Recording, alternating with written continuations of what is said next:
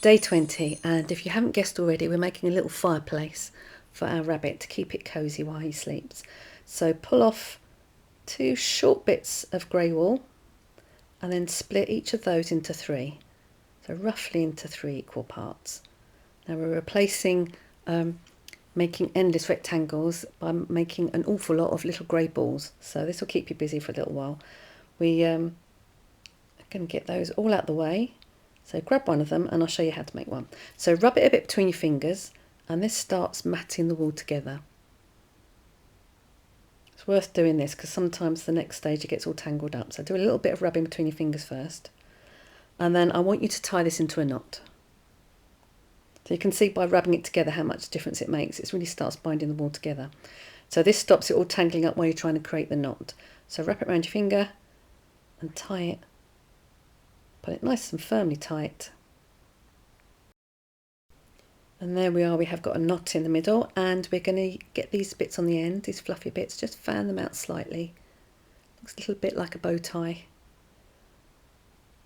And we're going to use those to wrap round and round that knot in the middle to help create the ball. Now it's going to look really messy when you first do this, so don't worry, but the tighter you do it, the more you can really squish all the air out and wrap it nice and tightly, the quicker you'll get the ball felted.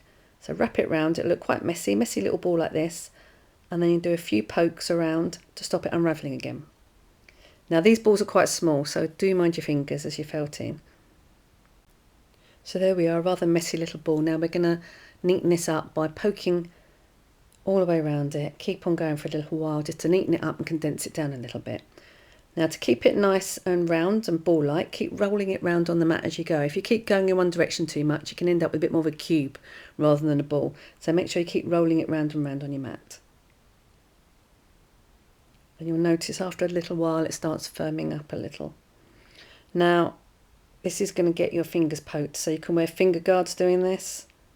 Or there's another way, if you're really finding you're poking your fingers a lot, if you grab a spare needle, one that maybe is broken or one that's bent, and you can use it to harpoon the ball with that one and then poke with your other needle. Just helps keep your fingers out the way. So if you find that easier, it's worth a go. But I'm going to just take my chances. And then you can rub it a bit between your hands as well, which helps if it's gone a bit out of shape. Really hard rubbing, heat and friction again. And that helps to bind the wool together even more and gets it into a nice ball. There we go, I'm happy with that. Still quite squishy, haven't done it too hard because you want to leave it a little bit soft so we've got a bit of room and a bit of fibre loosed to connect it on when we stick it on, so don't do it too tight.